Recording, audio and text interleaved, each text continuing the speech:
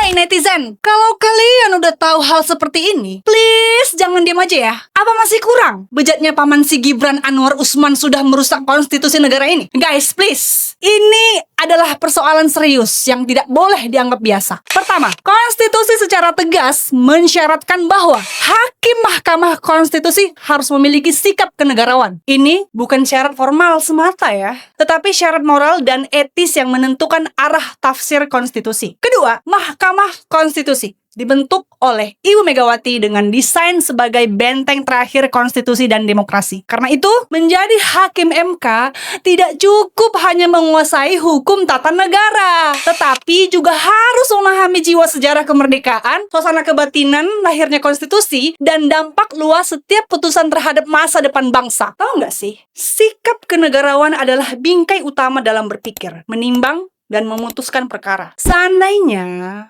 kalau terjadi sengketa, yakin kalian ada keadilan itu? Gue ingatkan ya, kalau orang yang punya jejak politik dan relasi di partai politik tertentu jadi hakim MK, bisa mati hukum dan demokrasi di negara ini. Tahu kau? Ketiga, pemilu 2024 telah menjadi bukti nyata bagaimana intervensi kekuasaan eksekutif dimulai dari Mahkamah Konstitusi yang berpuncak pada putusan MK nomor 90 tahun 2023 yang melanggar etika berat. Kurang jelas?